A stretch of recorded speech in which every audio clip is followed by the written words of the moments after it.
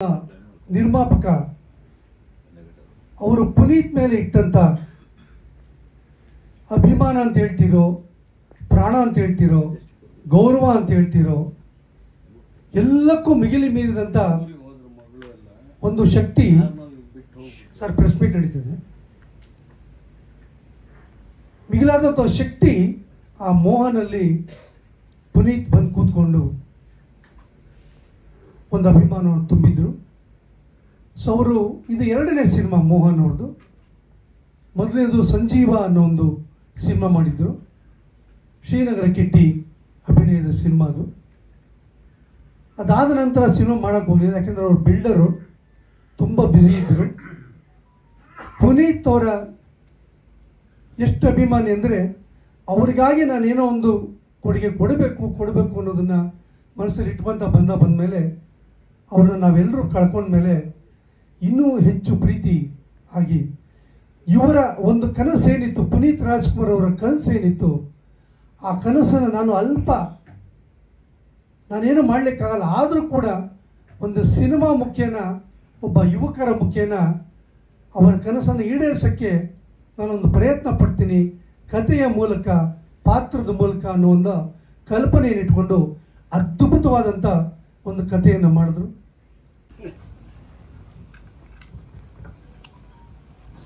ಎಲ್ರಿಗೂ ನಮಸ್ಕಾರ. ಒಂದು 2 ದಿನ ತಡವಾದರೂ ಕೂಡ ಎಲ್ಲರಿಗೂ ಯುಗಾದಿ ಹಬ್ಬದ ಶುಭಾಶಯಗಳು ಕೂಡ ಇರಲಿ. ಇವತ್ತು ಒಂದು ನನಗೆ ಗೊತ್ತಿರಲಿಲ್ಲ ಈ ಥರ ನಾನು ಇರಲಿ, ಸಂತೋಷ. ಎಲ್ಲಕ್ಕಿಂತ ಹೆಚ್ಚಾಗಿ ನೀವು ಹೇಳುವಾಗ ಪುನೀತ್ ಅವರು, ಮೋಹನ್ ಅವ್ರ ಬಗ್ಗೆ 2 ವಿಷಯಗಳನ್ನು ಹೇಳಿದ್ರಿ. ಅದು ಭಾಳ ಮನಮುಟ್ಟುವಂಥ ಒಂದು ಕೆಲಸ. ಯಾಕಂದರೆ ಪುನೀತ್ ಹೆಸರನ್ನ ತಗೊಂಡು ಏನಾದರೂ ಮಾಡಬೇಕು ಅನ್ನೋ ಹಂಬಲ ಇದೆಯಲ್ಲ, ಅದೇ ಇನ್ಸ್ಪಿರೇಷನ್. ಅದನ್ನೇ ನಾವು ಒಂದ್ಸರಿ CM ಅವ್ರಿಗೂ ರೆಪ್ರೆಸೆಂಟ್ ಮಾಡಿದ್ವಿ. ಈ ಇನ್ಸ್ಪಿರೇಷನ್ ಡೇ ಅಂತ ಡಿಕ್ಲೇರ್ ಮಾಡಿ ಅಂತಲೂ ಕೂಡ ರಿಕ್ವೆಸ್ಟ್ ಮಾಡಿದ್ರು. ಎರಡನೇದಾಗಿ ರಾಜೂರವ್ರ ಬಗ್ಗೆ ಹೇಳಬೇಕಂದ್ರೆ, ಅವರ ನಿವಾಸದಲ್ಲಿ ಯಾವಾಗಲೂ ಎಲ್ಲ ಸಂದರ್ಭದಲ್ಲೂ ಹಾಜರಿದ್ದು ಅವರ ಸೇವೆಯನ್ನು ನೀಡಿದಂಥ ಒಬ್ಬ ದೊಡ್ಡ ವ್ಯಕ್ತಿ. ಅವರು ಮಾಡಿರೋಷ್ಟು ಸೇವೆ ಅಮ್ಮವರು ರಾಮಯ್ಯ ಹಾಸ್ಪಿಟ್ಲಲ್ಲಿ ಹಾಸ್ಪಿಟಲ್ ಇದ್ದಾಗಲೂ ಕೂಡ ಕಡೆಗಳಿಗೆ ತನಕ ಇದ್ದವರು ಅಂದರೆ ರಾಜುನೇ. ಸೊ ಆ ರೀತಿಯಾದಂಥ ಒಂದು ಆ ಫ್ಯಾಮಿಲಿ, ಆ ಕುಟುಂಬಕ್ಕೆ ಅವ್ರನ್ನ ಬೇರೆಯವರು ಏನೇನೋ ಥರ ಗುರುತಿಸ್ಬೋದು, ಆದರೆ ಮಾನಸಿಕವಾಗಿ ಅವರು ಆ ಕುಟುಂಬಕ್ಕೆ ಅವ್ರು ಇದ್ದ ರೀತಿ ಬಹುಶಃ ಅವ್ರಿಗೆ ಈ ಒಂದು ಹೆಸರು, ಒಂದು ಸಿನಿಮಾ ತೆಗೆಯುವಂಥ ಒಂದು ಗೌರವ ಬಂದಿದೆ ಅಂತ ನನ್ನ ಅಭಿಪ್ರಾಯ. ರಾಜು ಅವರೇ ಮತ್ತು ಮೋಹನ್ ಅವರೇ, ನಿಮ್ಗೆ ಒಳ್ಳೇದಾಗಲಿ. ಮತ್ತು ಈ ಟ್ರೈಲರ್ ಇವತ್ತು ಲಾಂಚ್ ಆಗ್ತಾ ಇದೆ. ಹಬ್ಬ ಆದಮೇಲೆ ಈ ಪುನೀತ್ ನಿವಾಸದ ಹಬ್ಬ ನಾವೆಲ್ಲ ನೋಡೋಣ. ನಾವು ಕೂಡ ಉತ್ಸುಕರಾಗಿದ್ದೀವಿ. ನಾಗೇಂದ್ರ ಅವರು ನೆರೇಟ್ ಮಾಡೋದ ರೀತಿಯಲ್ಲಿ ತುಂಬ ಹಲವಾರು ವಿಷಯಗಳನ್ನು ನೋಡಬೇಕು ಅನ್ನೋ ಒಂದು ರೀತಿಯಲ್ಲಿ ಅವರು ಬಿಂಬಿಸಿದ್ದಾರೆ. ಥ್ಯಾಂಕ್ಸ್ ನಾಗೇಂದ್ರ ಅವರೇ. ಸೊ ಈ ಟ್ರೈಲರ್ ಲಾಂಚ್ ಆಗಲಿ, ನಿಮ್ಮೆಲ್ಲರ ಆಶೀರ್ವಾದ ಇರಲಿ. Thank you very much. ನನಗೆ ನಮ್ಮ ಹೋಟೆಲ್ ಗಾಂಧಿನಗರದಲ್ಲಿ ಗ್ರೀನ್ ಹೌಸ್ ವಾಸು ಅಂತ ಸುಮಾರು 2-2.5 ಸಾವಿರ ಪ್ರೆಸ್ ಮೀಟ್ ನೀವೆಲ್ಲ ಸೇರಿ ಮಾಡಿದ್ದೀರಾ. ಅದು ಪ್ರೆಸ್ನವ್ರಿಗೆ ಮನೆ ಅಂತ ಇದ್ದದ್ದು, ನಮ್ಮ ತವ್ರ ಮನೆ ಅಂತ ಕರೀತಾ ಇದ್ರು ಸಾವಿತ್ರಿ ಮೇಡಮ್ ಕೂಡ. ಆ ಥರ ಎಲ್ಲೂ ಬರಲ್ಲ ಅಂತ ಇದ್ದೀರಾ. ಎಷ್ಟೋ ಸರಿ ಸ್ಟಾರ್ ಹೋಟ್ಲಲ್ಲಿ ನೀವು ಪ್ರೆಸ್ ಮೀಟ್ ಮಾಡಿದ್ರು ಊಟಕ್ಕೆ ಮಾತ್ರ ಗ್ರೀನ್ ಹೌಸ್ಗೆಲ್ಲ ಬರ್ತಾ ಇದ್ರಿ.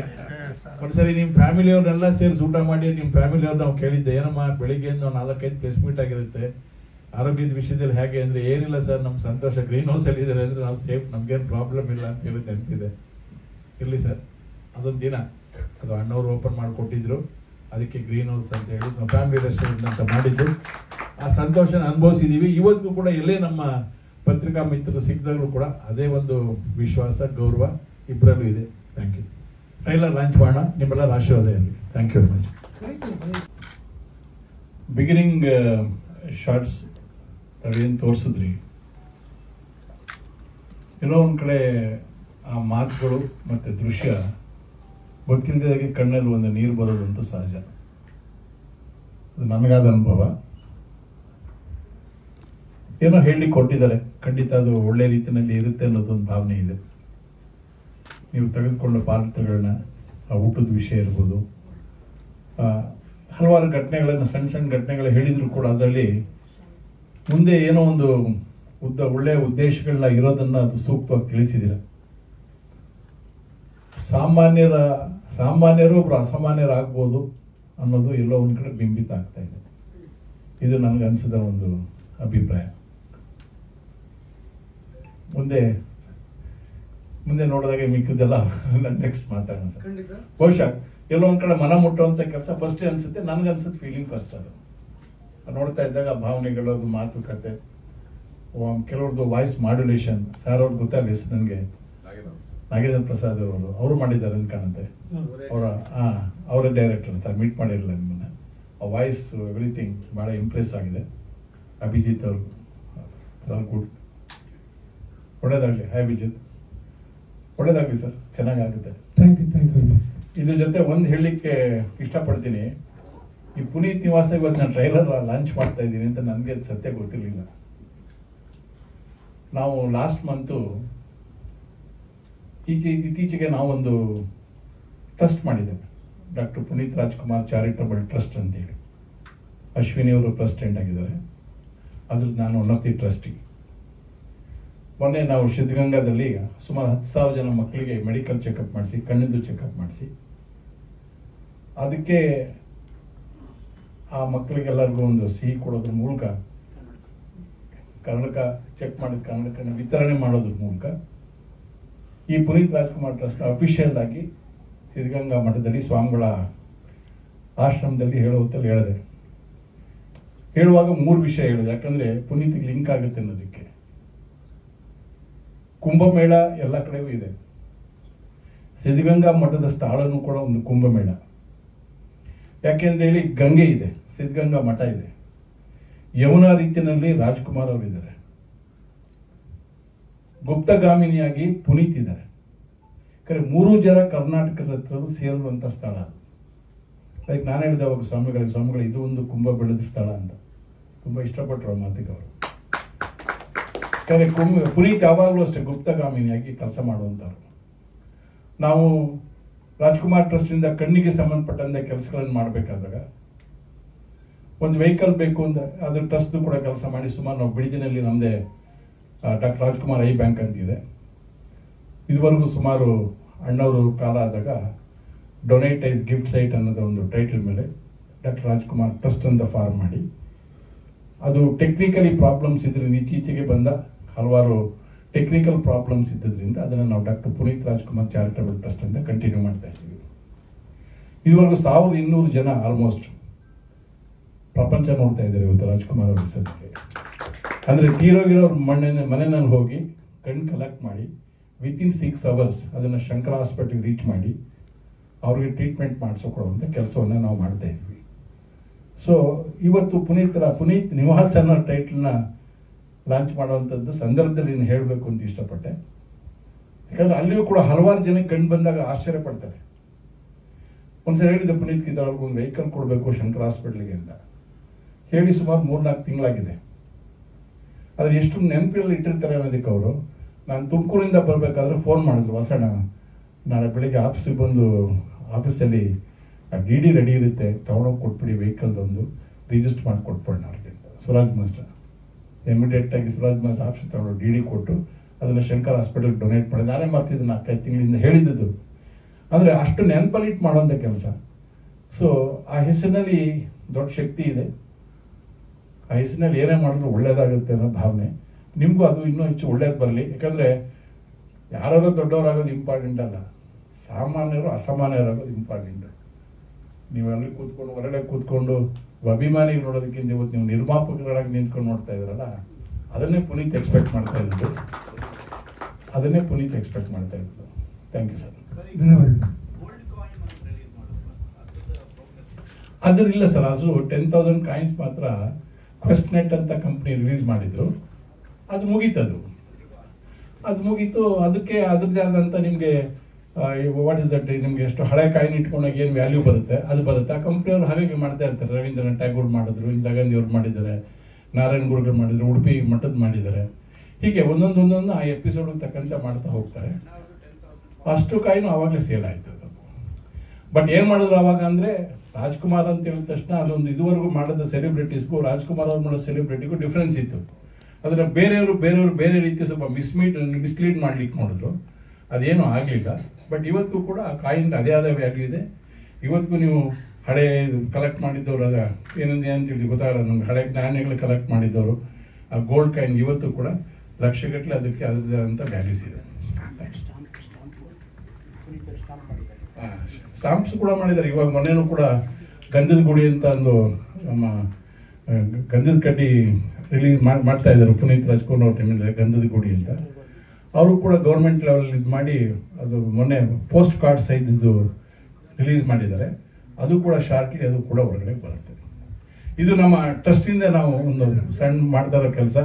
ಎವ್ರಿ ಇಯರ್ ಸುಮಾರು 70,000 ಜನ ಮಕ್ಕಳಿಗೆ ಎಲ್ಲ ಡಿಸ್ಟ್ರಿಕ್ಟ್ನಲ್ಲೂ ಕಣ್ಣು ಚೆಕಪ್ ಮಾಡಿಸ್ತೀವಿ. ಕಣ್ಣು ಚೆಕಪ್ ಮಾಡಿಸಿ ಕರ್ಕೊಂಬಂದು ಹಾಸ್ಪಿಟ್ಲಿಗೆ ಟ್ರೀಟ್ಮೆಂಟ್ ಮಾಡಿಸಿ ವಾಪಸ್ ಕರ್ಕೊಂಡೋಗ್ಬಿಡ್ತೀವಿ. ಅಕ್ಕವ್ರು ಇದ್ದಾಗಂತೂ ಅವ್ರಿಗೆ ಆಗದೆ ಇದ್ರು ಕೊನೆ ಗಳಿಗೆನಲ್ಲಿ ಕೂಡ ಡಯಾಸಿಗೆ ಬರದೇ ಇದ್ರು. ಆಗ ಕುಮಾರಸ್ವಾಮಿ CM ಆಗಿದ್ರು. ಡಯಾಸಿಗೆ ಬರೋಕ್ಕಾಗದಿದ್ರು ಮುಂದೆ ಕೂತ್ಕೊಂಡು ಅಷ್ಟೂ ಕಾರ್ಯಕ್ರಮಕ್ಕೆ ಅವ್ರು ಭಾಗವಹಿಸ್ತಾ ಇದ್ರು. ಅದೇ ಶಕ್ತಿಧಾಮ ಇರಲಿ, ಇನ್ನೊಂದು ಪ್ರತಿಯೊಂದು ಕೂಡ ತಮಗೆಲ್ಲ ಗೊತ್ತಿರುವಂಥದ್ದೇ. ಸೊ ಎಲ್ಲ ನಿವಾಸದಲ್ಲಿ ಇದೆಯಲ್ಲ, ಅದರಿಂದ ಒಳ್ಳೇದಾಗಲಿ. ಈ ಕಾರ್ಯಕ್ರಮದಲ್ಲಿ ನೀವು ಮಾಡಿದ್ದೀರಾ, 2 ಚಿತ್ರಗಳನ್ನು ಹಾಕಿದ್ದೀರಾ. ಅವರಿಬ್ಬರು ನಿಮ್ಗೆ ಆಶೀರ್ವಾದ ಮಾಡಲಿ. ಒಳ್ಳೆಯದಾಗಲಿ. ಸೊ ಈಗ ವಾಸಣ್ಣವರಿಗೆ ತಂಡದಿಂದ ಚಿಕ್ಕ ಸನ್ಮಾನ, ಗೌರವ.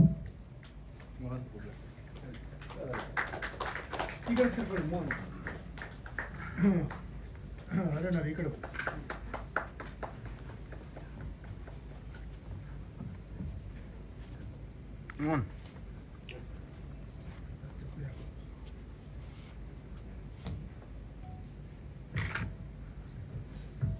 ಓಕೆ.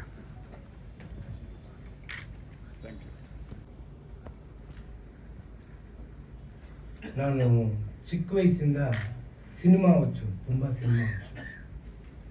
ಓದಿಲ್ಲ. ಅಣ್ಣವರು 3ನೇ ಕ್ಲಾಸ್ ಹೇಗೆ ಓದಿದ್ದಾರೆ, ನಾನು ಹಾಗೆ ಹೋಗಿರೋದು.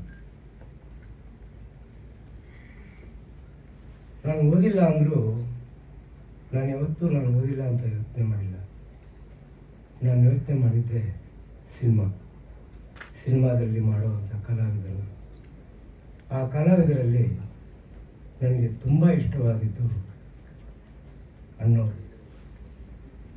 ಅಣ್ಣವರು ನಟನೆಯೇ ಅಲ್ಲ, ಅವ್ರ ಪ್ರೀತಿ, ಅವ್ರ ಮಾತು, ಅದೆರಡು ನನಗೆ ಒಂದು ದಾರಿ ಥರ ಸಿಕ್ತು. ಆ ದಾರಿ ಏನು ಅಂತ ನಾನೊಂದು 12 ವರ್ಷ ಹುಡುಗನಿಂದ ಇಲ್ಲಿವರೆಗೂ ಅವ್ರ ಮಾತುಗಳನ್ನೆಲ್ಲ ಕೇಳಿದ್ದೀನಿ. ಅವರು ಪ್ರತಿಯೊಬ್ಬರ ಹತ್ರ ಏನೇನು ಮಾತಾಡ್ತಾ ಇದ್ರು ಏನು ಅನ್ನೋದೆಲ್ಲ ತಿಳ್ಕೊತಾ ಇದ್ದೆ. ಅದರಲ್ಲಿ ಏನೋ ಒಂದು ದೊಡ್ಡ ದಾರಿ ಇದೆ, ಅದೇನಂತ ನನಗೆ ಗೊತ್ತಿಲ್ಲ. ಅವ್ರು ಹೇಗೋ ನನ್ನ ಅಪ್ಪು ಸರ್ ಸೇಮ್ ಆಗಿ ಅವ್ರ ಮಾತಲ್ಲಿ ಏನೋ ಭಾಳ ಅದ್ಭುತವಾಗಿರುವಂಥ ಪ್ರೀತಿ, ಆಸೆ, ಈ ಎರಡು ಎಲ್ಲರೂ ತುಂಬ್ತಾ ಇದೆ. ಅದೇ ಥರ ನನಗೂ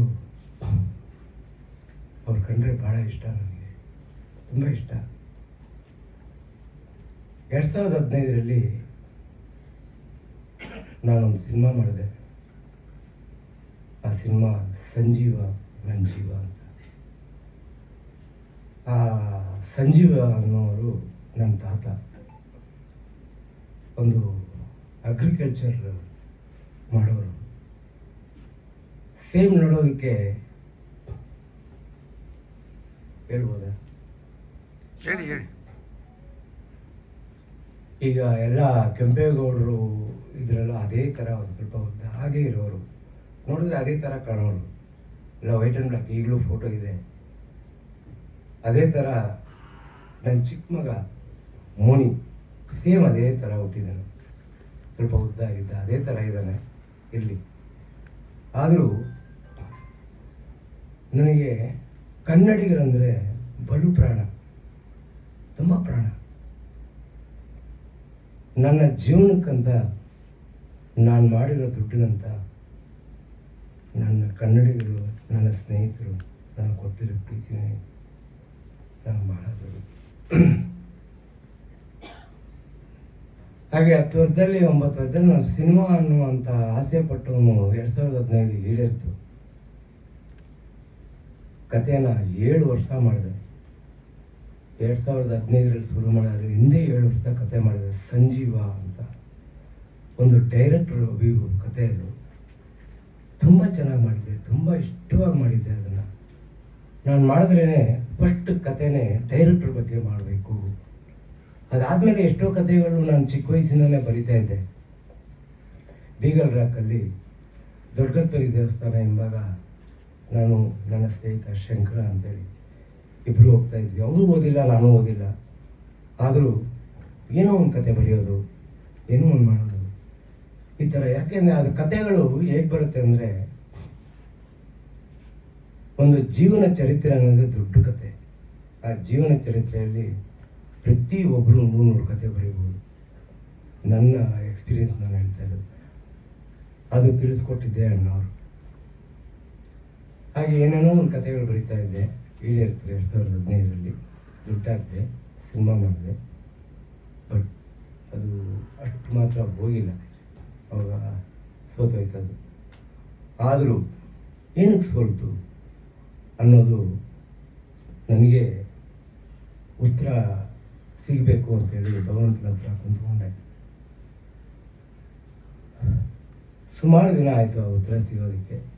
ಅದು ಇರಲಿ, ಸಿನಿಮಾದಲ್ಲಿ ತೋರಿಸಿದ್ದೀನಿ. ಆದರೂ ಕೂಡ ಆ ಫೈಲರ್ ಆದರೂ ಕೂಡ ನಾನು ಕೆಲವು ಸಲ ಕೋಪ ಪಟ್ಟಿದ್ದೀನಿ, ಕೆಲವ್ರನ್ನ ಬೈದಿದ್ದೀನಿ, ತುಂಬ ಬೈದಿದ್ದೀನಿ, ಭಾಳ ಬೈದಿದ್ದೀನಿ. ಬೈದು ಕಣ್ಣಲ್ಲಿ ನೀರಾಗ್ತಾ ಇದ್ದೆ, ಏನೇನೋ ಬೈದು ಬಿಡ್ತಾ ಇದ್ದೆ, ಕಣ್ಣಲ್ಲಿ ನೀರಾಗ್ತಾ ಇದ್ದೆ. ಯಾಕೆ ಈ ಥರ ಎಲ್ಲ ಬೈಬೇಕಾಯಿತು? ನಾನು ಕರೆಕ್ಟಾಗಿದ್ದಿದ್ದೆ, ಅವ್ರು ಯಾಕೆ ಹಂಗೆ ಮಾಡಿರೋರು ಅನ್ನೋದು ನನಗೆ ಫೀಲಿಂಗ್. ಅದು ಏನು ಮಾಡೋಕ್ಕಾಗಲ್ಲ. ಒಬ್ಬೊಬ್ಬರು ಒಂದೊಂದು ಥರ ಇರ್ತಾರೆ. ನಾವು ಯಾರನ್ನೂ ತಪ್ಪು ಅಂತ ಹೇಳೋಕ್ಕಾಗಲ್ಲ. ನನ್ನ ಪರಿಸ್ಥಿತಿನೇ ತಪ್ಪು. ಆದರೂ ಒಂದಿನ ಒಂದು ಒಳ್ಳೆ ಪರಿಸ್ಥಿತಿ ಬರುತ್ತೆ, ಅಲ್ಲಿವರೆಗೂ ನಾನು ಕಾಯ್ತೀನಿ ಅಂಥೇಳಿ ಕತೆ ಮಾಡ್ತಾನೇ ಇದ್ದೆ.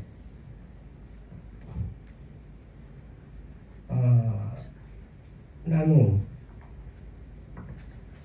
ಪುನೀತ್ ನಿವಾಸ ಅಂತ ಹೆಸರಿಡೋದಕ್ಕೆ ಕಾರಣ ಏನಂದರೆ, ನಾನು ಶೂಟಿಂಗ್ ಟೈಮಲ್ಲಿ ನಾನು ಪ್ರೆಸ್ ಮೀಟಲ್ಲಿ ಹೇಳಿದ್ದೀನಿ, ಒಂದು ರಾತ್ರಿ 3 ಗಂಟೆಯಲ್ಲಿ ಸೂರ್ಯೋದಯ ಹುಟ್ಟುವ ಟೈಮಲ್ಲಿ ಪುನೀತ್ ನಿವಾಸ ಅಂತ ಒಂದು ಕೂಗು. ಅದಕ್ಕೆ ಮುಂಚೆನೇ ಒಂದು ಹೆಸರಿಟ್ಟಿದ್ದೆ, ಅಪ್ಪು ಹೋಗೋಕ್ಕೆ ಇರಲಿ.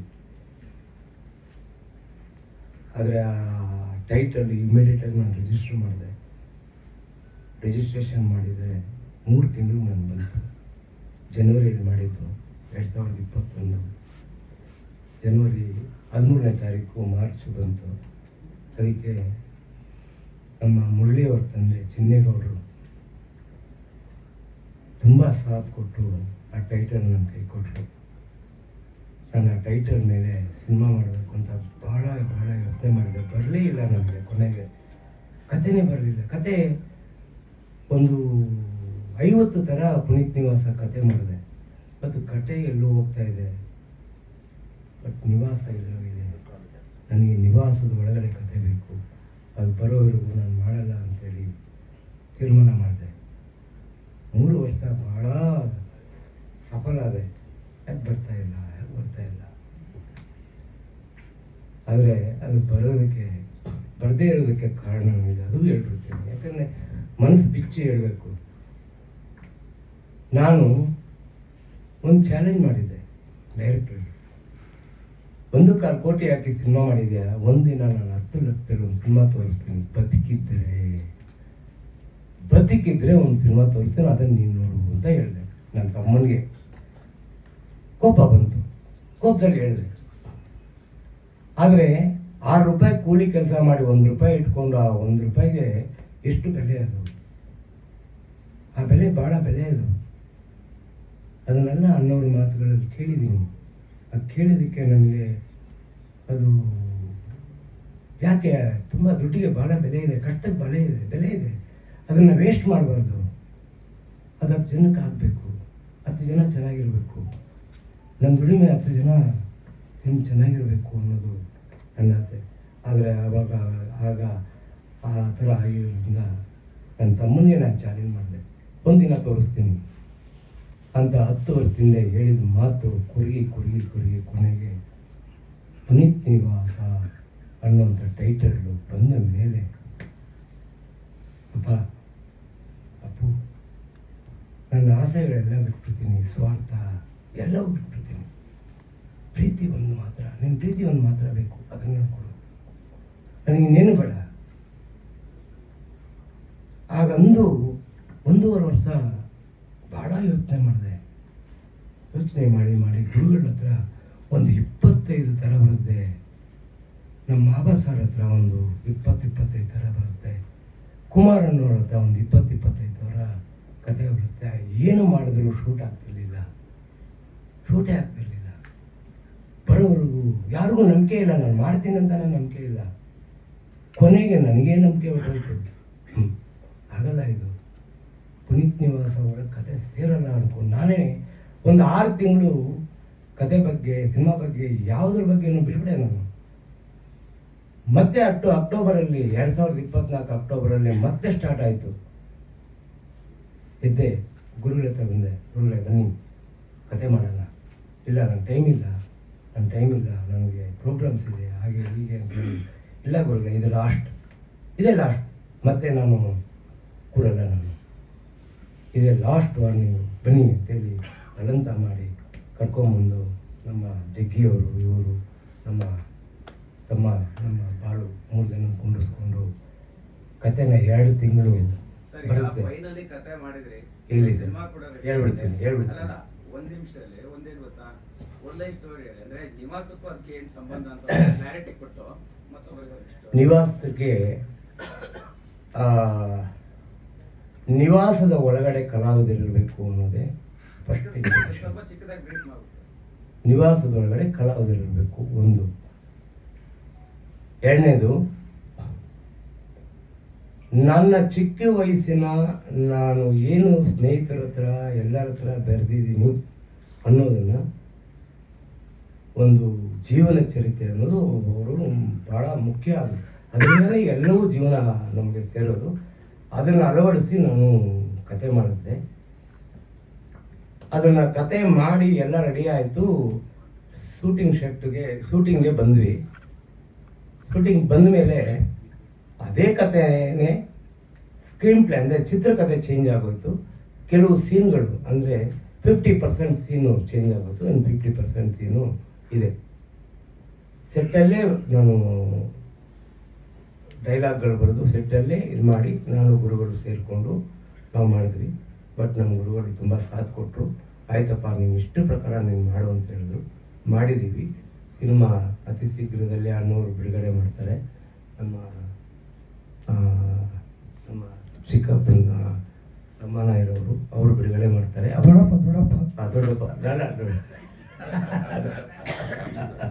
ಅವ್ರ ಕೈ ಕೊಟ್ಟಿದ್ದೀನಿ ಸಿನಿಮಾ, ಅವ್ರು ಮಾಡ್ಕೊಂಡು ತಂದೆ ಅಂದ್ರೆ ಇವತ್ತು ಚಿಕ್ಕಪ್ಪ ದೊಡ್ಡಪ್ಪ ಅದೇ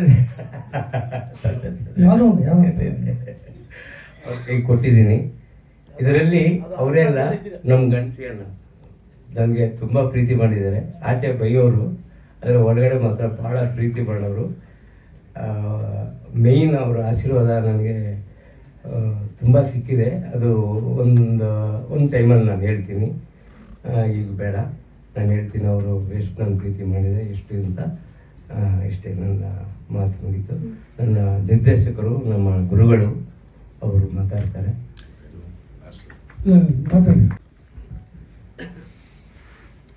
ಎಲ್ಲ ಗಣ್ಯ ವ್ಯಕ್ತಿಗಳಿಗೆ, ವೇದಿಕೆಯಲ್ಲಿ ಉಪಸ್ಥಿತರಿರುವ ಎಲ್ಲರಿಗೂ ನಮನಗಳು.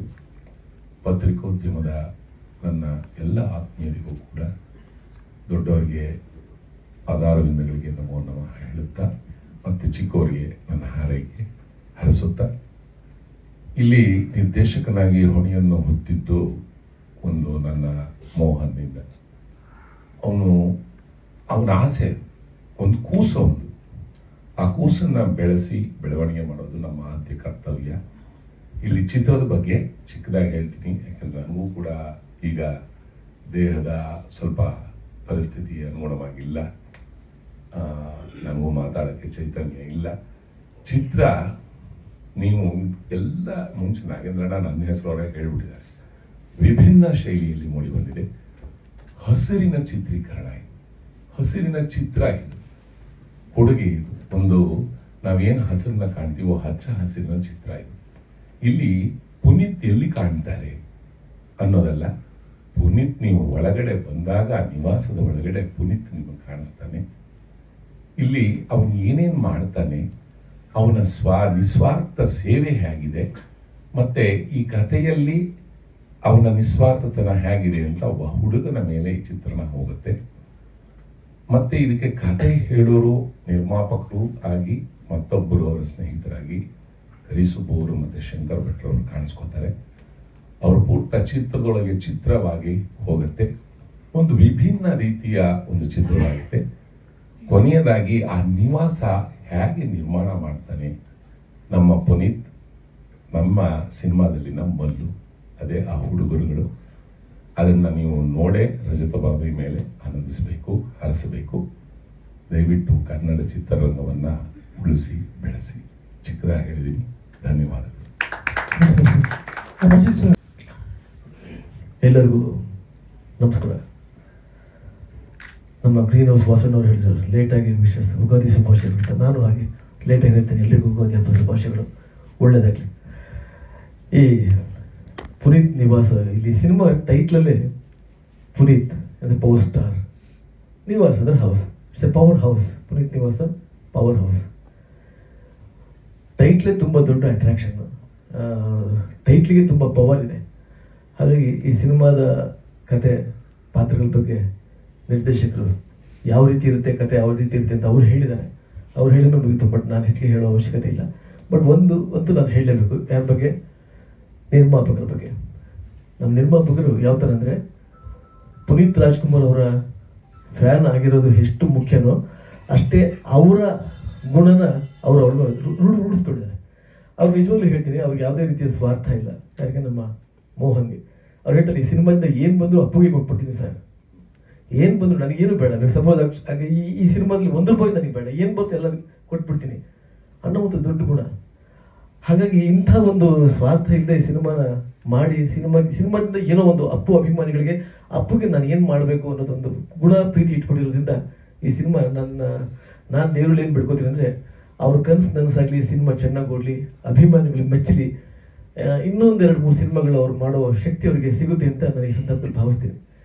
ಹಾಗೆ ನನ್ನ ಸಿನಿಮಾದಲ್ಲಿ ನನ್ನ ಪಾತ್ರ ನಾನು ಹೇಳೋದು ಬೇಡ, ಒಂದು ಮುಖ್ಯ ಪಾತ್ರ ಅಂತ ಅಂದ್ಕೊಂಡಿದ್ದೀನಿ. ಈ ಸಿನಿಮಾ ನನಗೆ ಫಸ್ಟ್ ಕತೆ ಹೇಳಿದ್ದು 3 ವರ್ಷದ ಕೆಳಗೆ ನಮ್ಮ ಮೋಹನ್ ಬಂದು ಒಂದು ಕ್ಯಾರೆಕ್ಟರ್, ಒಂದು ಕತೆ ಹೇಳಿದ್ರು, ಚೆನ್ನಾಗಿತ್ತು, ಅದು ಹಾಗೆ ಮಾಡೋಣ ಹೀಗೆ ಮಾಡೋದು. ಮತ್ತೆ ಬಂದರು, ಕತೆ ಚೇಂಜ್ ಮಾಡಿದ್ರು, ಮತ್ತೆ ಬಂದರು, ಕತೆ ಚೇಂಜ್ ಮಾಡಿದ್ರು. ಸರಿ, ಆಮೇಲೆ ನಾನು ಶೂಟಿಂಗಲ್ಲಿದ್ದ ಒಂದಿನ ಬಂದು ಕತೆ ಹೇಳಿದರು. ನನಗೆಲ್ಲೋ ನಂಗೆ ಪಾತ್ರ ಇಷ್ಟ ಆಗಲಿಲ್ಲ ಅಷ್ಟಾಗಿ.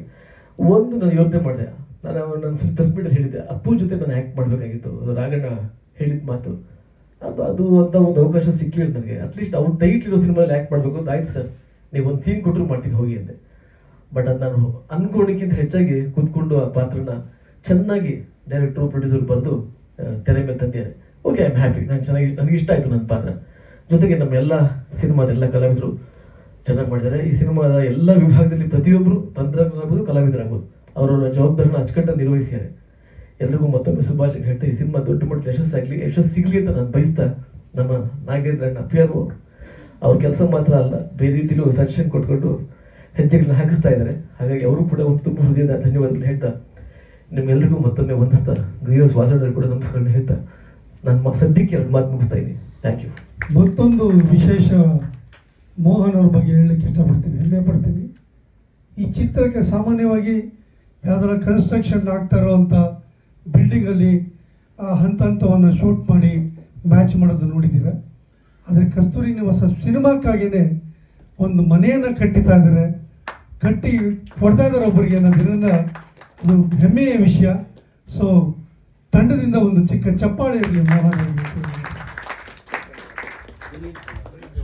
ಪುನೀತ್ ನಿವಾಸ್ ಸರ್, ಅದೇ ಬರುತ್ತೆ ಬಾಯಿಗೆ. ಆಮೇಲೆ ಈ ಸಿನಿಮಾಗೆ ಇನ್ನೊಂದು ಬೆನ್ನೆಲುಬು ಅಂದರೆ ನಮ್ಮ ಮ್ಯೂಸಿಕ್ ಡೈರೆಕ್ಟರ್ ರೂಪಕರ್.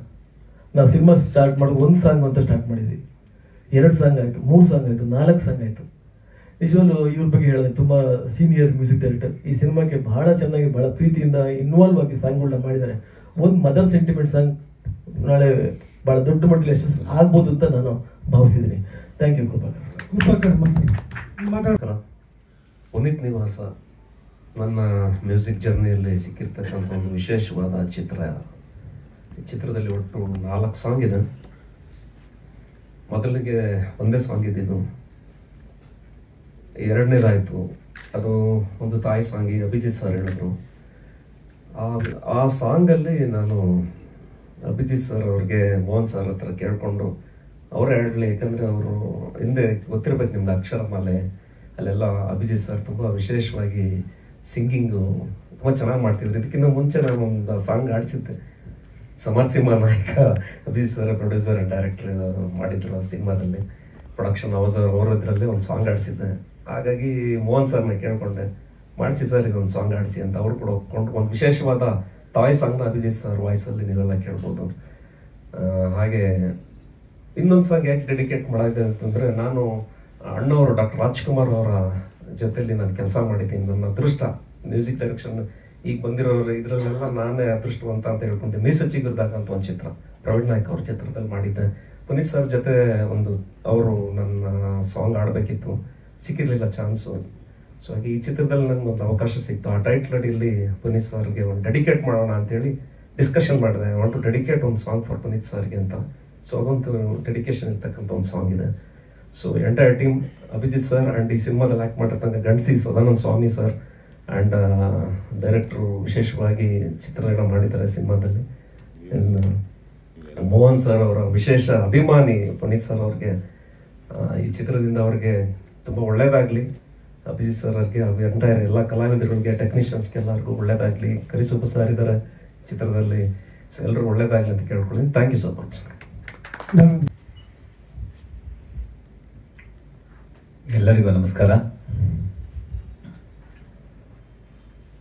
ಮೋಹನ್ ನನಗೆ ಸುಮಾರು ಒಂದು 10 ವರ್ಷದಿಂದನೂ ಪರಿಚಯ. ಅವರ ಸಂಜೀವ ಸಿನಿಮಾ ಪ್ರೊಡಕ್ಷನ್ಗೋಸ್ಕರ ಮಾತಾಡೋಕೆ ಬಂದಾಗಿಂದನೂ ಪರಿಚಯ. ಅದಾದಮೇಲೆ ಅದು ರಿಲೀಸ್ ಆಯಿತು. ದುರದೃಷ್ಟವಶಾತ್ತು ಆ ಸಿನಿಮಾ ಸರಿಯಾಗಿ ಅವ್ರ ಕೈ ಹಿಡಿಲಿಲ್ಲ. ಮತ್ತೆ ಕಷ್ಟಪಟ್ಟು ಇಷ್ಟಪಟ್ಟು ಸುಮಾರು ಒಂದು 10 ವರ್ಷಗಳ ಕಾಲ ಯೋಚಿಸಿ ಪುನೀತ್ ನಿವಾಸ ಅಂತ ಒಂದು ಒಳ್ಳೆ ಟೈಟಲ್ ಇಟ್ಟು ಸಿನಿಮಾ ಮಾಡ್ತಾ ಇದ್ದಾರೆ. ಇದು ಅವಾಗ ಸಿಕ್ಕಿದಾಗಲೇ ಹೇಳೋರು, ಅಣ್ಣ ಒಂದು ಒಳ್ಳೆ ಇಂಪಾರ್ಟೆಂಟ್ ಕ್ಯಾರೆಕ್ಟರ್ ಇದೆ, ನೀವು ಮಾಡಬೇಕು ಅಂತ. ಇತ್ತೀಚೆಗೆ ನನ್ನ ಭಾಗದ ಚಿತ್ರೀಕರಣ, ನಾನು ಮತ್ತು ಶಂಕರ್ ಭಟ್ ಅಭಿನಯಿಸಿದಂಥ ನನ್ನ ಭಾಗದ ಚಿತ್ರೀಕರಣ ಮುಗೀತು. ಅವಳ ಒಂದು ಇಂಪಾರ್ಟೆಂಟ್ ಕ್ಯಾರೆಕ್ಟ್ರು ಟ್ರೈಲರಲ್ಲಿ ನನ್ನನ್ನು ತೋರಿಸ್ತಿಲ್ಲ, ಬಹುಶಃ ಏನೋ ಸಸ್ಪೆನ್ಸ್ ಇಟ್ಟಿದ್ದಾರೆ. ಇಡೀ ಪುನೀತ್ ನಿವಾಸದ ಕಥೆಯನ್ನು ಹೇಳುವಂಥ ಒಬ್ಬ ನಿರ್ಮಾಪಕನ ಪಾತ್ರ. ನಾನು ಹಲವಾರು ಸಿನಿಮಾ ಮಾಡಿ ಸೋತು ಹೋಗಿರ್ತೀನಿ. ಗೆಳೆಯ ಬರ್ತಾನೆ, ಗೆಳೆಯನಿಗೆ ಹೇಳ್ತೀನಿ ಇದೊಂದು ಕತೆ ಕೊನೆಯದಾಗ ನಾನು ಮಾಡ್ತೀನಿ, ನೀನು ಕೇಳು ಅಂದ್ಬಿಟ್ಟು. ಮೋಹನ್ ಅವರ ಮನದಾಸೆನೂ ಅದೇ ಇರಬೇಕು. ನನ್ನ ಮೂಲಕ ಅವರ ಪಾತ್ರನ ಮಾಡಿಸಿದ್ದಾರೆ ಅಂತ ನಾನಾದರೂ ಅಂದ್ಕೊಳ್ತೀನಿ. ಇಡೀ ತಂಡ ಶ್ರಮ ಪಟ್ಟಿದೆ. ಗೆಳೆಯ ನಾಗೇಂದ್ರ ನಿರ್ದೇಶಕರು, ಅವೆಲ್ಲ ಒಂದೇ ಏರಿಯಾದಲ್ಲಿ ಹುಟ್ಟಿ ಬೆಳೆದವರು. ಅವರು ತುಂಬ ಕನಸುಗಳನ್ನು ಹೊತ್ತು ಚಿತ್ರರಂಗಕ್ಕೆ ಬಂದವರು. ಈ ಚಿತ್ರವನ್ನು ಭಾಳ ಇಷ್ಟಪಟ್ಟು ಕಷ್ಟಪಟ್ಟು, ನಾನು ಈ ಮಾತನ್ನ ಯಾವಾಗಲೂ ಹೇಳ್ತಾ ಇರ್ತೇನೆ. ಏಕೆಂದರೆ ಪ್ರತಿಯೊಬ್ಬರು ಇಷ್ಟಪಟ್ಟು, ಇನ್ಕ್ಲೂಡಿಂಗ್ ಮೀ, ಚಿತ್ರರಂಗಕ್ಕೆ ಇಷ್ಟಪಟ್ಟು ಬಂದಿದ್ವಿ, ಏನೇನೋ ಆಗಬೇಕು ಅಂತ ಅಂದ್ಬಿಟ್ಟು ಕನಸುಗಳನ್ನ ಹೊತ್ಕೊಂಡು. ಆದರೆ ಕಷ್ಟಪಟ್ಟು ಪ್ರೊಡಕ್ಷನ್ಗಳು ಮಾಡಿದ್ದೀವಿ. ಯಾವೊಬ್ಬ ನಿರ್ಮಾಪಕನೂ ಸುಲಭವಾಗಿ ಪ್ರೊಡಕ್ಷನ್ ಮಾಡೋಕ್ಕೆ ಆಗೋದಿಲ್ಲ. ಯಾಕಂದರೆ ನಾನು ಒಂದು 5 ಚಿತ್ರ ನಿರ್ಮಿಸಿರೋನು, ನನಗೆ ಅದರ ಅನುಭವ ಆಗಿದೆ. ಇಲ್ಲೂ ಒಬ್ಬರು ನಿರ್ಮಾಪಕರಿದ್ದಾರೆ. ಸೊ ಹೀಗಾಗಿ ಪುನೀತ್ ನಿವಾಸ ಒಳ್ಳೆ ಸಂದೇಶಗಳನ್ನು ಹೇಳುವಂಥ ಒಂದು ಸಿನಿಮಾ. ಇಷ್ಟಂತೂ ನಾನು ಹೇಳಬಲ್ಲೆ. ಒಳ್ಳೆ ಮೌಲ್ಯಗಳನ್ನು ಕಟ್ಕೊಡುವಂಥ ಒಂದು ಸಿನಿಮಾ. ಕರ್ನಾಟಕ ದೇವರು. ಬಹಳಷ್ಟು ಸತಿ ಅಪ್ಪು ಸಿಕ್ಕಿದಾಗ ಅಪ್ಪಾಜಿ ಅಂತಿದ್ದೆ. ಗೊತ್ತಾಯ್ತು ನೆಕ್ಸ್ಟ್ ಸಿನಿಮಾದಲ್ಲಿ ಮಾಡಿಸ್ತೀನಿ ಅನ್ನೋರು. ನೆಕ್ಸ್ಟ್ ಸಿನಿಮಾ ಖಂಡಿತ ಅಪ್ಪಾಜಿ ಅನ್ನೋರು. ಅದು ಆಸೆ ಈಡೇರಲಿಲ್ಲ. ಸೊ ಅಭಿಜಿತ್ ಹೇಳಿದಾಗೆ ನನಗೂ ಈ ಪುನೀತ್ ನಿವಾಸದಲ್ಲಿ ಆ್ಯಕ್ಟ್ ಮಾಡೋಂಥ ಆಸೆ ಅಪ್ಪು ಈಡೇರಿಸಿದ್ದಾರೆ ಅಂತ ನಾನಾದರೂ ಭಾವಿಸ್ತೀನಿ. ಎಲ್ರಿಗೂ ನಮಸ್ಕಾರ. ನಾನು ವಿಠಲ್ ಅಂತ. ಈ ಪುನೀತ್ ನಿವಾಸ ಅನ್ನೋ ಚಿತ್ರದಲ್ಲಿ ಮಲ್ಲು ಅಂತ ಒಂದು ಪಾತ್ರ ಮಾಡ್ತಾ ಇದ್ದೀನಿ. ನಾನು ಮೊದಲು ಸಿನಿಮಾ ಶೂಟಿಂಗ್ ಮಾಡ್ಬೇಕಾದ್ರೆ ಏನು ತುಂಬ ಬ್ಲ್ಯಾಂಕ್ ಆಗಿದ್ದೆ.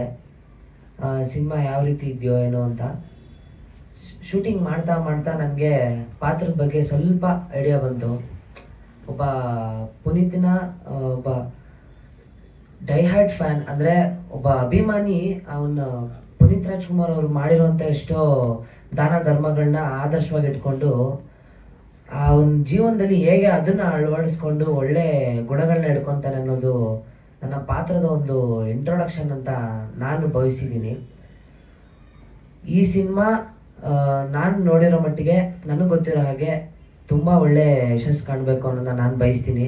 ನಾನು ದೇವರ ಹತ್ರನೂ ಅದನ್ನೇ ದಿನ ಬೇಡ್ಕೊತಾ ಇರೋದು. ಒಳ್ಳೇದಾಗಲಿ, ಸಿನಿಮಾಗೆ ಒಳ್ಳೇದಾಗಲಿ ಅಂತ ನಾನು ಅದನ್ನೇ ಭಾವಿಸ್ತೀನಿ. ಧನ್ಯವಾದ. ಎಲ್ಲರಿಗೂ ನಮಸ್ಕಾರ. ನಾನು ಶ್ರೇಯಸ್. ಎಲ್ಲರಿಗೂ ನಮಸ್ಕಾರ. ನಾನು ಶ್ರೇಯಸ್. ಪಾತ್ರದಲ್ಲಿ ಪಾತ್ರ ನನ್ನ ಪಾತ್ರ.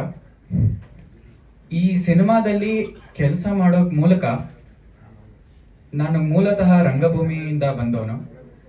ಈ ಸಿನಿಮಾ ಮಾಡ್ತಾ ಮಾಡ್ತಾ ಕಲಿಯೋದಕ್ಕೆ ತುಂಬ ಅವಕಾಶ ಬಂದಿದೆ.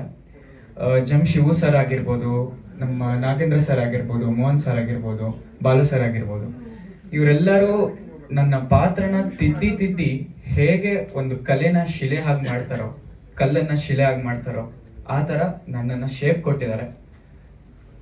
ಒಬ್ಬ ಕಲಾವಿದನ್ನ ಹೊರಗೆ ತಂದಿದ್ದಾರೆ ಅಂತ ಅನ್ಕೊಂತೀನಿ. ಇದರಿಂದ ನಾವು ಎಷ್ಟು ಪಡ್ಕೊಂತೀವೋ ಗೊತ್ತಿಲ್ಲ, ಕೊಡೋದಂತೂ ತುಂಬ ಜಾಸ್ತಿ ಇದೆ. ಇದಿಷ್ಟು ನಾನು ಹೇಳೋಕ್ಕೆ ಇಷ್ಟಪಡ್ತೀನಿ. ಧನ್ಯವಾದ.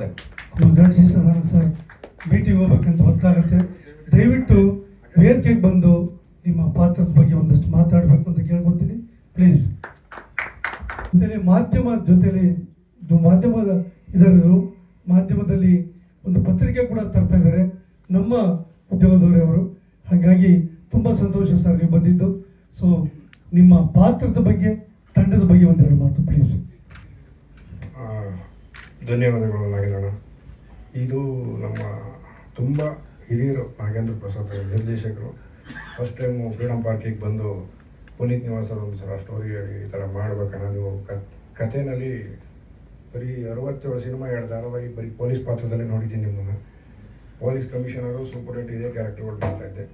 ಈ ಸಿನಿಮಾದಲ್ಲಿ ಒಂದು ಚಿತ್ರದ ನಿರ್ಮಾಪಕ, ಮೋಸ್ಟ್ಲಿ ಅದು ಫೈನಾನ್ಸ್ ಲ್ಯಾಂಡ್ ಓನರ್ ಥರ ಒಂದು ಕ್ಯಾರೆಕ್ಟರ್ ಅದ್ಭುತವಾಗಿ 5 ದಿನ 6 ದಿನ ಮಾಡಿದೆ. ನಾನು ಕೂಡ ತುಂಬ ಚೆನ್ನಾಗಿ ತೋರಿಸಿದ್ದಾರೆ. ಕಷ್ಟಪಟ್ಟು ಮಾಡ್ತಾಯಿದ್ದಾರೆ ನನ್ನ ತಮ್ಮ ಅಂತಾರೆ ಹೇಳ್ಬೋದು. ಮೋಹನು ಬೆನ್ನೆಲುಬಾಗಿ ನಿಂತಿರೋ, ಅಣ್ಣ ಹೇಳ್ದಂಗೆ ನಿಂತ್ಕೊಂಡಿದ್ದೀವಿ, ಇಲ್ಲ ಅಂತಲ್ಲ. ಬಟ್ ಟ್ರೈಲರಲ್ಲಿ ಇನ್ನೂ ನಮ್ಮ ಗಣೇಶ್ ರಾವ್ ಅವರು ಮತ್ತು ಇನ್ನೂ ಕೆಲವರ ಹಿರಿಯ ಕಲಾವಿದನ್ನು ತೋರಿಸ್ಬೋದಾಗಿತ್ತು. ಪಾಪ ಯಾರೂ ಮನಸ್ತಾಪಗಳು ಇಟ್ಕೊಳ್ಳೋದಕ್ಕೆ ಸಿನಿಮಾ ಯಶಸ್ವಿಗೆ ದುಡಿಯೋಣ. ಪುನೀತ್ ನಿವಾಸ ವಿಶೇಷವಾದ ರಾಜ್ಕುಮಾರ್ ದೊಡ್ಡ ಹಿರಿಯ ದೊಡ್ಡ ಮನೆಯವ್ರ ಕುಟುಂಬದಲ್ಲಿ ಹೆಸರಿನಲ್ಲೇ ನಾವು ಒಂದು ಸಿನಿಮಾ ಮಾಡಿದ್ದೀವಿ ಅಂತ ಒಂದು ಖುಷಿಯಾಗುತ್ತೆ. ಹಿರಿಯ ನಟರು ನಮ್ಮ ಶಂಕರ್ ಭಟ್ರವ್ರು ಇದ್ದಾರೆ, ರಾಜಣ್ಣ ಇದ್ದಾರೆ, ಎಲ್ಲರೂ ಭಾಗ್ಯಕ್ಕ ಇರಬೇಕು, ಇದೆಲ್ಲ ಬಂದಿರಬೇಕು. ಹಾಗಾಗಿ ಎಲ್ಲರ ಜೊತೆ ಮಾಡೋ ಅವಕಾಶ ಸಿಕ್ತು. ಧನ್ಯವಾದಗಳು. ಸ್ಪೆಷಲ್ ಥ್ಯಾಂಕ್ಸ್ ಟು ನಮ್ಮ ಬಾಲು ಕ್ಯಾಮ್ರಾಮ್ಯಾನು, ಕಷ್ಟಪಟ್ಟು ಮಾಡಿದ್ದಾನೆ, ಜಗ್ಗಿ ಇದ್ದಾರೆ. ಇವನ್ನೆಲ್ಲ ನೆನೆಸ್ಕೋಬೇಕು. ಯಾಕಂದರೆ ಸಿನಿಮಾದಲ್ಲಿ ನಾವು ಒಬ್ಬರ ಏನೋ ಫೈನಾನ್ಸ್ ಹೆಲ್ಪ್ ಮಾಡಿರೋದು ಇನ್ನೊಂದು ವಿಚಾರ ಅಲ್ಲ ಅಲ್ಲಿ. ಬಟ್ ಎಲ್ಲರೂ ಕೂಡ ಸಾಥ್ ಕೊಟ್ಟು ಈ ಸಿನಿಮಾ ಯಶಸ್ವಿಗೆ ದುಡಿದಿದ್ದಾರೆ. ಅವ್ರಿಗೆಲ್ಲ ಧನ್ಯವಾದಗಳು ಅಂತ ಹೇಳ್ತೀನಿ. ಈ ಚಿತ್ರ ಯಶಸ್ವಿಯಾಗಿ.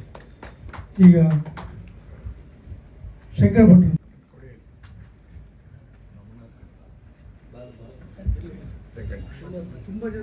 ಈ ಚಿತ್ರದಲ್ಲಿ 64 ಕ್ಯಾರೆಕ್ಟರ್ ಇದೆ.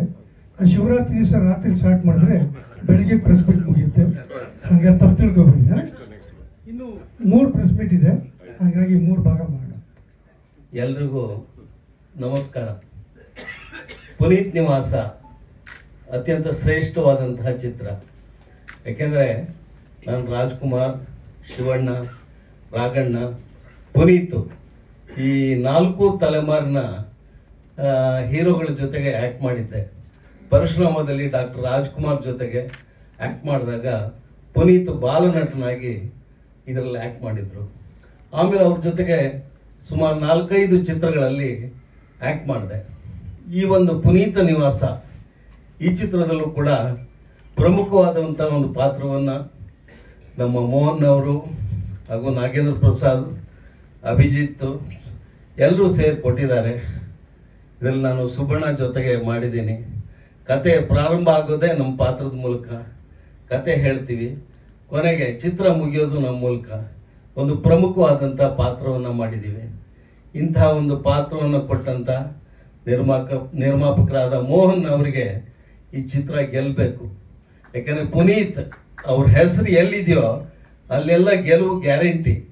ನಮ್ಮ ಪವರ್ ಸ್ಟಾರ್ ಪುನೀತ್ ಅವರ ಒಂದು ಆಶೀರ್ವಾದ ಎಲ್ಲರ ಮೇಲೂ ಇದೆ.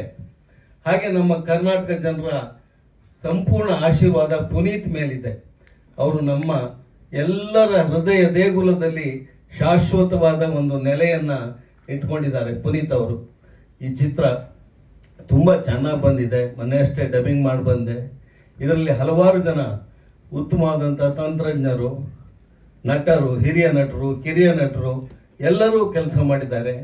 ಇಡೀ ಚಿತ್ರತಂಡಕ್ಕೆ ತಮ್ಮೆಲ್ಲರ ಪ್ರೀತಿ, ವಿಶ್ವಾಸ, ಅಭಿಮಾನ ಇರಲಿ, ಚಿತ್ರ ಯಶಸ್ಸುಗೊಳಿಸಲಿ ಅಂತ ನಾನು ತಮ್ಮೆಲ್ಲರ ಪರವಾಗಿ ಕೇಳ್ಕೊತಾ ಇದ್ದೀನಿ. ಜೈ ಹಿಂದ್, ಜೈ ಕರ್ನಾಟಕ. ಎಲ್ಲರಿಗೂ ನಮಸ್ಕಾರ. ನನ್ನ ಹೆಸರು ಐಶ್ವರ್ಯ. ಇದು ಪುನೀತ್ ನಿವಾಸ ನನ್ನ ಡೆಬ್ಯೂ ಮೂವಿ ಅಂತಾನೆ ಹೇಳ್ಬೋದು. ನನ್ನ ಪಾತ್ರ ಈ ಸಿನಿಮಾದಲ್ಲಿ ಬಂದು ಮಲ್ಲು ಏನು ಡಾಕ್ಟರ್ ಪುನೀತ್ ರಾಜ್ಕುಮಾರ್ ಅವ್ರನ್ನ ಇನ್ಸ್ಪಿರೇಷನ್ ಆಗಿ ತಗೊಂಡು ಕೆಲಸ ಮಾಡಕ್ಕೆ ಹೊರಟಿರ್ತಾನೆ. ಅದನ್ನ ಅಚೀವ್ ಮಾಡೋಕ್ಕೆ ಮಾತ್ರ ಏನೋ ರಿಸೋರ್ಸಸ್ ಇರಲ್ಲ. ಸೊ ಆ ರಿಸೋರ್ಸಸ್ನ ನಾನು ಪ್ರೊವೈಡ್ ಮಾಡಿ ಅವನಿಗೆ ಸಪೋರ್ಟ್ ಮಾಡುವಂತಹ ಕ್ಯಾರೆಕ್ಟರ್.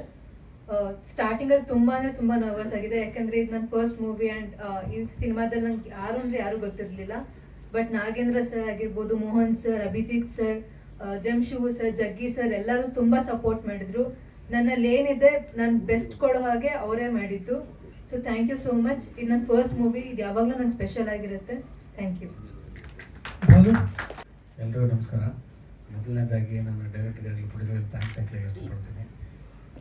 ಇಲ್ಲಿ ನಾನು ಸಿನಿಮಾಟೋಗ್ರಫಿ ವರ್ಕ್ ಮಾಡಿದ ಹೆಚ್ಚಾಗಿ ಮೋಹನ್ ಸಾರೇ ನನ್ನ ಹತ್ರ ವರ್ಕ್ ತೆಗೆಸಿದ್ದಾರೆ. ಯಾಕಂದರೆ ಈ ಸಿನಿಮಾ ಸೀನ್ ಟು ಸೀನ್ ಹಿಂಗೆ ಬರಬೇಕು, ನನಗೆ ತುಂಬ ವರ್ಷದ ಕನಸು ಅಂತ ಸಾರ್ ಏನು ಹೇಳ್ತಾ ಇದ್ರು, ಅದೇ ಥರ ತೆಗೆಸಿದ್ದಾರೆ. ಇದ್ರ ಜೊತೆ ನನ್ನ ಜೊತೆ ಫ್ರೆಂಡ್ ಆನಂದ್ ಅಂತಲೂ ವರ್ಕ್ ಮಾಡಿದ್ದಾರೆ. ಸೊ ಸಿನಿಮಾ ಚೆನ್ನಾಗಿ ಬಂದಿದೆ. Thank you sir. ಈ ಚಿತ್ರದಲ್ಲಿ ಸಾರ್ ಇದನ್ನು ಒಳ್ಳೆ ಪಾತ್ರ ಮಾಡಿದ್ದೀರಿ.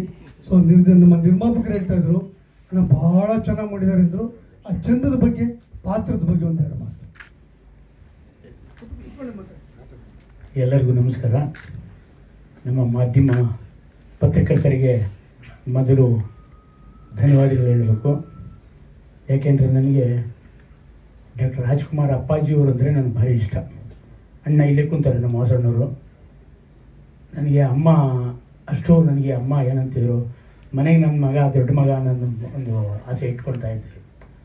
ಆ ಒಂದು ಇವತ್ತು ಇದಕ್ಕೆ ನಮಗೆ ಮೋಹನ್ ಸರ್ನು ಮತ್ತು ನಾಗೇಂದ್ರ ಸರು ಹೇಳಿದ್ರು, ರಾಜವರೇ ಈ ಥರ ಒಂದು ಪುನೀತ್ ನಿವಾಸ ಅಂತ ಒಂದು ಮಾಡ್ತಾಯಿದ್ದೀವಿ, ಅದಕ್ಕೆ ನಿಮ್ಮ ಸಹಕಾರ ಕೊಡಿ ಅಂತಂದರು. ಅದಕ್ಕೆ ನಾನು ಆಗಲಿ ನನಗೆ ಆ ಹೆಸರನ್ನು ಒಂದು ಇದಾಯಿತು, ಬನ್ನಿ ಅಂತೇಳಿ ಅಶ್ವಿನಿ ಅವ್ರನ್ನ ಹತ್ರ ಕರ್ಕೊಂಡೋಗಿ ಮಾತಾಡಿಸಿ ಎಲ್ಲ ಥರನೂ ಎಲ್ಲರ ಮನೆಗೂ ಕರ್ಕೊಂಡು, ರಾಘಣ್ಣ, ಅಶ್ವಿನಿ ಅಕ್ಕ, ನಮ್ಮ ಚಿನ್ನಪ್ಪಣ್ಣ, ಪ್ರತಿಯೊಬ್ಬರು ನಮ್ಮ ಕುಟುಂಬದವ್ರು ಯಾರಿದ್ದಾರೆ, ಅಪ್ಪಾಜಿ ಮನೆ ಕುಟುಂಬದವರು, ನಮ್ಮ ವಾಸಣ್ಣ ಎಲ್ಲರೂ ಮನೆಗೆ ಕರ್ಕೊಂಡೋಗಿ ಒಪ್ಪಿಸಿ, ಅಶ್ವಿನಿ ಅಕ್ಕ, ನಮ್ಮ ರಾಜು ಇದ್ದಾರೆ, ಅವ್ರು ಇದ್ಮೇಲೆ ಇನ್ನೇನು ಮಾಡಿ ನೀವು ಅಂಥೇಳಿ ನಮ್ಮ ಮೋಹನ್ ಸರ್ಗೂ ನಾಗೇಂದ್ರ ಸರ್ಗೂ ಹೇಳಿದ್ರು. ಆ ಒಂದು ಇದರಿಂದ ನಾನು ಇದಕ್ಕೆ ಸಹಕಾರ ಕೊಟ್ಟು ಶೂಟಿಂಗ್ ಸ್ಟಾರ್ಟ್ ಆಗಲಿಂದಲೂ ಇದುವರೆಗೂ ನಾನು ಸಂಪೂರ್ಣ ಅದು ಒಂದು ಎಲೆಗೂ ನಾನು ಅವರಿಗೆ ಇದು ಮಾಡಿಕೊಂಡು ನಾನು ಬರ್ತಾಯಿದ್ದೀನಿ. ಯಾಕೆಂದರೆ ನಾಗೇಂದ್ರ ಪ್ರಸಾದ್ ಅವರು ಪಾಪ ಆರೋಗ್ಯ ಅವ್ರಿಗೆ ಸರಿ ಇಲ್ಲದಕ್ಕೋಸ್ಕರ ಕಾರಣಾಂತರಿಂದ ಪಾಪ ಅವರು ಇದು ಮಾಡ್ತಿದ್ರು. ಇವತ್ತು ನಾವು ಕರೆಸ್ಕೊಂಡು ಅವರಿಗೆ ಇದು ಮಾಡಿದ್ರು. ಶೂಟಿಂಗ್ ಇನ್ನೂ ಐತೆ, 24ನೇ ತಾರೀಕು ಡಾಕ್ಟರ್ ರಾಜ್ಕುಮಾರ್ ಅಪ್ಪಾಜಿಯವರ ಹುಟ್ಟದ ಹಬ್ಬದ ದಿನ ನನ್ನ ಆಸೆ ಒಂದು ಬಿಡುಗಡೆ ಮಾಡಬೇಕು ಅಂತ ಒಂದು ಆಸೆ ಐತೆ. ನೋಡೋಣ, ಇನ್ನೂ ಅದು ನಿರ್ಣಯ ಮಾಡಿಲ್ಲ. ಸಪ್ನಾ ಟಾಕೀಸ್ಗೆ ಹಾಕ್ಬಿಟ್ಟು ಒಂದು ಮಾಡಬೇಕು ಅಂತ ಆಸೆ ಐತೆ. ಅದನ್ನು ನಾವು ಮೋಹನ್ ಸಾರು ಅದೆಲ್ಲ ಕೂತ್ಕೊಂಡು ಅದನ್ನು ಮಾಡ್ತಾಯಿದ್ದೀವಿ. ಇದು ನನ್ನ ಪಾತ್ರ ಏನಿಲ್ಲ ಅದರೊಳಗೆ. ಏನೋ ಡೈರೆಕ್ಟ್ರ್ ಒಂದು ಪಾತ್ರ ಕೊಟ್ಟರು, ಹಲವಾರು ಪಿಕ್ಚರ್ ಮಾಡಿದ್ದೀನಿ ಇಲ್ಲ ಅನ್ನೋದಲ್ಲ, ಇದರೊಳಗೆ ಒಂದು ಒಳ್ಳೆಯ ಪಾತ್ರ ಕೊಟ್ಟಿದ್ದಾರೆ. ಅದನ್ನ ಪಾತ್ರ ಮಾಡಿದ್ದೀನಿ ಅಂದರೆ ಇದು ನನ್ನ ಮನೆ ಅಂತ ಹೇಳ್ಕೊಂಡು ನಾನು ತಿಳ್ಕೊಂಡು ಮಾಡಿದ್ದೀನಿ ಅಷ್ಟೇ. ಅದರಲ್ಲಿ ಏನೂ ಇಲ್ಲ. ಪ್ರೇಕ್ಷಕರು ಮಾಧ್ಯಮದವರು ಏನು ಕೊಡ್ತಾರೆ ಅದಕ್ಕೆ ನಾನು ಒಳ್ಳೆಯಾಗಿರ್ತೀನಿ ಅಂತ ಎಲ್ಲರಿಗೂ ಧನ್ಯವಾದಗಳು. ಅನ್ನೋದು ಸ್ವಲ್ಪ ಅಲ್ಲಿ ಕಾಣಿಸ್ಲಿ. ಈಗ ಅರ್ಧ ಇರೋದಿದ್ದು ಇನ್ನೂ ಇದೆ ಬೇಜಾರು. ಇನ್ನೂ 30 ಜನ ಕಾಸು ಕೊಡ್ಬೇಕಾದ್ರೆ ಕಲಾವಿದರು 3 ಜನ ಮಾತಾಡೋದು, ಎಲ್ಲ 61 ಜನ ಇದ್ದಾರೆ. ಇದು ಫ್ಯಾಮಿಲಿ 6 ಈ ಥರ ಎಲ್ಲೂ ಇಲ್ಲ ಜನ ಅಷ್ಟೊಂದು.